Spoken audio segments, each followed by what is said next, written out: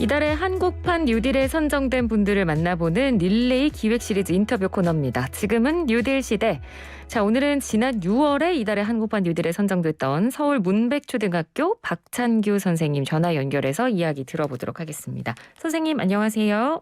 네, 안녕하세요. 네, 선생님께서 계시는 지금 이 서울 문백초등학교가 온라인 콘텐츠 활용 교과서 선도 학교로 지난해 네. 이제 선정이 된 걸로 알고 있는데, 예.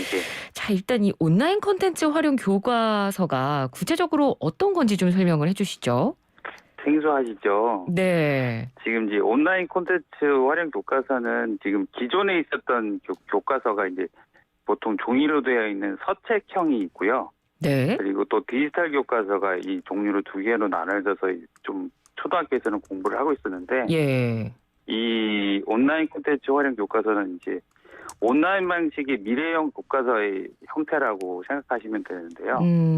이게 이제 출연이 새롭게 된 거는 크게 두 가지가 생겼는데, 네. 첫 번째는 코로나19 때문에 그렇죠. 이게 좀 더 빨리 앞당겨졌고, 네. 두 번째는 2015 개정교육과정의 큰 흐름이라고 생각하시면 돼요.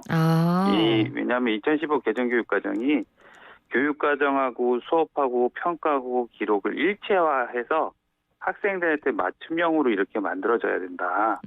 라는 기본 흐름이 있거든요. 네. 근데 이거에서 이제 학생들이 이제 점차 이제 미래에 필요한 역량이 필요하잖아요. 네네. 그러려면 이 각 교과마다 이 성취 기준을 잡고 그 교육 내용의 핵심 기준을 찾아서 학생들 상황에 맞게 블렌디드 학습 방법을 모델링하고 그걸 학생들한테 피드백을 해주는데, 지금 이 미래형 교과서라고 이제 거의 확정적으로 이제 용어가 되었다고 들었어요. 네. 이렇게 되어 있는 학생들에게 이 성취 기준에 맞는 컨텐츠를 온라인 방식으로 학생들한테 키워준다. 이렇게 생각하는 하나의 지금 뭐 플랫폼이라는 표현도 쓰이지만 LMS하고 같이 연동되는 교과서라고 생각하시면 돼요. 알겠습니다. 그러니까 기존에 네. 있던 서책형과 디지털 교과서를 다 포함하는 거죠. 그렇군요. 예. 그럼 이 온라인 콘텐츠 활용 교과서 선도 학교로 문백초등학교가 선정이 됐잖아요. 그러면 네네네. 이런 학교로 선정이 되면 정부에서 어떤 지원 같은 게 나오나요? 예. 지금 이제 요것도 설명해 드리려면 BYOD라고 혹시 들어보셨어요? 처음 들어보는데요. 이게 Bring Your Own Device라고 해서 이 학습 용어가 옛날부터 있었어요. 아, 네. 이게 뭐냐면 집에 있는 자기 기기를 학교로 갖고 와서 공부한다. 이런 표현이거든요. 네. 근데 이게 이제 제일 장단점이 있어요. 장점은 학생들이 익숙해져 있잖아요. 그렇죠. 근데 단점은 통제할 수가 없어요. 수업 시간에 이런 다른 것 일 할 수도 때문에 있죠. 네. 이런 걸 되게 많이 하죠. 네. 그래서 이제 통제 부분이 힘들어지다 보니까 이거를 정책적으로 추진하기가 힘들었다가, 그래서 이제 이런 부분에서 코로나도 온 상태에서 학생들한테 아까 온라인 콘텐츠 선도학교를 지정하려면 네. 아이들한테 기기를 줘야 되잖아요. 네. 그래서 노트북형 기기를 학교당 160대를 지원합니다. 그래서 학생들이 그걸 대여를 하는데, 이걸 대여를 하면은 똑같은 기기를 대여하잖아요. 네. 그러면 저희들이 그거에 대해서 조건을 만족시키게 해놓고 콘텐츠를 하는 겁니다. 근데 작년 코로나가 막 시작됐을 때 제일 혼란했던 게 뭔지 아시죠? 그럼요. 아이들이 실시간으로 하는데 어떤 애는 휴대폰으로 보고, 그렇죠. 어떤 애는 조건이 좋은 큰 걸로 보고, 네. 막 이런 것들이 생겼는데 그때마다 그 상황에 맞는 그 도구들의 프로그램을 못 쓰잖아요. 예. 그래서 이 온라인 콘텐츠 활용 교과서 선도학교는 지금 다 똑같은 상태에서 학생들하고 좀 더 소통할 수 있게끔 다 기기를 똑같은 걸 해주고 USAID도 다 맞고, 네. 그다음에 그걸 사용할 수 있는 방법도 교육부하고 그 교육부 산하에 있는 한국교육학술원이라는 데가 있어요. 네네. 거기서 그 저희 학교에 있는 선생님들 대상으로 사용 방법 이런 것들을 연수를 다 해주고 있습니다. 지금 현재. 네.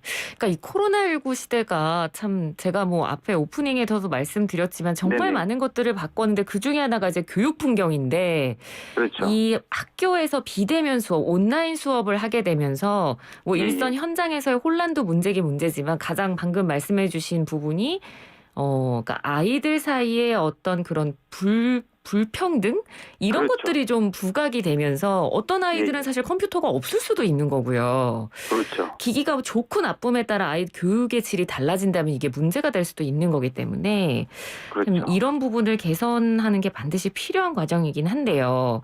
예, 예. 자, 그럼 이 온라인 교육 콘텐츠를 선생님께서 언제부터 좀 만들어야겠다라고 생각을 하시게 된 건가요? 제가 2014년도에요. 우연하게 인텔이라는 회사 아시죠? 네.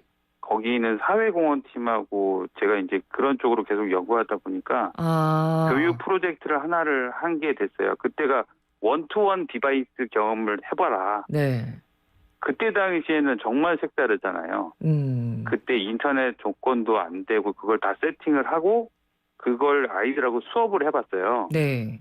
근데 너무 우리 아이들이 그거에 대해서 반응이 좋아서 아. 그 당시에 그 인텔 CEO 키노트의 영상을 그걸로 촬영을 해서 이제 시작이 된 거예요. 그래서 경험치가 이걸 하다 보니까 아이들의 성장폭이 너무나 커가는 모습이 제가 좋았고, 네. 그 이 컨텐츠 아이디어가 정말 아이들한테 정말 성장을 많이 해줄 수 있구나. 아. 그래서 저희 이제 컨텐츠 연구들을 되게 많이 시작을 했죠. 그때부터 네. 시작했다고 생각하시면 됩니다.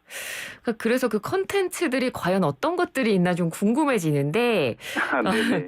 그 제가 몇 가지 이제 뭐 컨텐츠들을 보다가 저는 네네. 이게 굉장히 흥미로웠거든요. 학생들이 약간 독서 토론회 같은 방식으로 온책 읽기 프로젝트라는 예, 것도. 온책 읽기라고 네. 예. 이건 어떤 그걸 건가요? 얘기했는데 그게 앵커님은 모르시지만 서울시 교육청에서 특화된 프로젝트예요. 아, 네네. 아예 이제 온책이라는 것을 한 책을 다 읽고 같이 진행해보자. 그래서 학생들하고 똑같은 책을 정해줘요. 네. 그런 다음에 그 책을 읽고 그 기간 동안에 얘네들이 옛날엔 독서 기록장을 쓰기도 하고 이런 상황들이 그랬죠. 해서 그걸로 검토를 했잖아요. 네, 독후감 근데 쓰고. 이제 또 그것도 안 된 상황이 됐다 보니까 아. 이제 이것을 다 읽고 난 다음에 온라인상에 같이 공유할 수 있는 독서 퀴즈 형태로 만들고 혹시 갤러리 워크라고 아세요? 이렇게 물어보시는 거 다 모르겠어요, 선생님. 네, 죄송해요. 갤러리 워크라는 거는 그 우리가 보통 미술관에서 네. 그 갤러리라고 하잖아요, 작품들을. 예. 그래서 여기에 있는 작품 보고 이쪽 보고 이렇게 가는 학습 방법의 형태를 갤러리 워크라고 해요. 네네. 그거를 온라인상에서 이 친구의 와. 글을 보고 저 친구의 글을 보고 그거에 답변을 적어주는 거예요. 와. 그러면 이 상호작용을 온라인상에서 다 하는 거죠. 정말 많이 바뀌었네요. 요즘 교육 그렇죠. 환경이. 예. 그 상황이 인터넷의 클라우드라는 조건에서 이루어지기 때문에 아이들이 그걸 통해서 이 친구가 읽은 거를 맞추는 과정도 생기고 네. 여러 과정들을 할 수 있는 것이 생겨서 그게 아까 말씀드렸던 그런 기기가 똑같다 보니까 네. 이런 것들을 할 수 있는 상황이 된 거죠. 사실 저도 뭐 정말 방금 교육 환경이 많이 변했네요라고 표현을 했지만 저도 사실 정말 옛날에 교육을 받았던 세대고 그렇다 보니까 예. 저도 이제 학부모이다 보니 예. 요즘 아이들이 이렇게 비대면 수업으로 학교 교육이 이루어진다고 할 때 대부분의 부모님들은 걱정만 하거든요. 그렇죠. 선생님 얼굴 보고 배워야지. 학교 가서 교육 현장에서 교실 안에서 이루어지는 교육이 분명히 있는데 네. 온라인으로 교육하는 게 교육이 되나?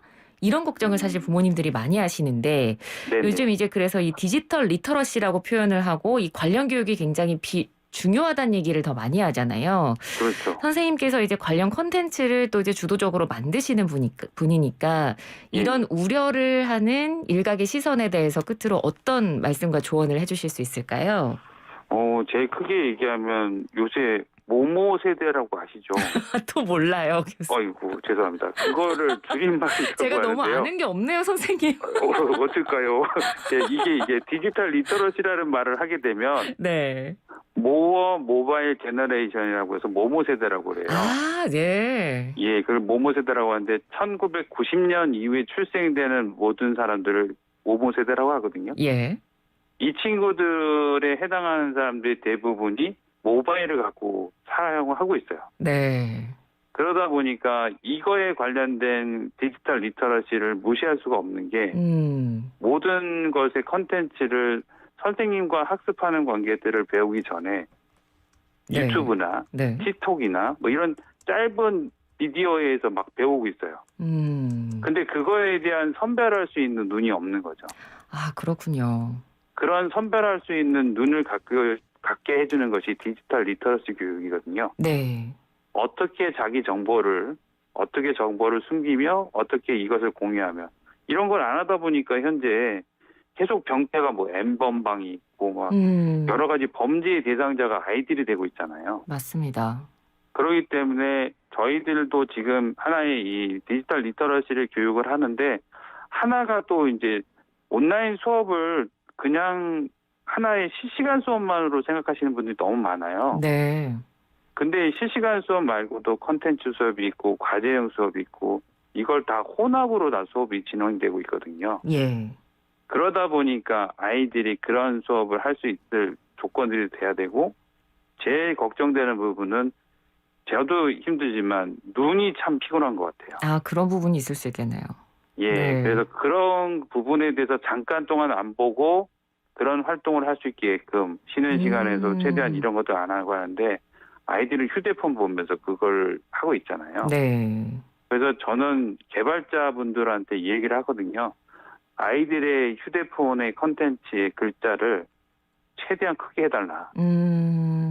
이 표현을 왜 들으냐면 저희들 교과서의 저학년의 글자가 크잖아요. 맞습니다. 그리고 교과서가 조금씩 가면서 점점 글씨가 작아지는데 네. 지금 우리 휴대폰에 있는 모든 글씨는 엄청나게 작습니다. 네.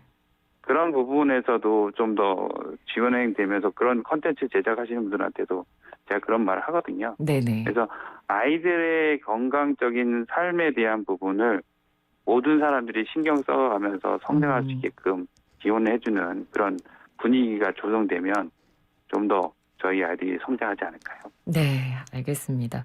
참 네네. 이렇게 급변하고 있는 환경 속에서 이렇게 네. 아이들이 어떻게 하면 더 효율적으로 공부하고 학교 환경에 적응할 수 있을까 고민하고 계시는 이 현장 선생님이 계셔서 저희도 참 든든하고요.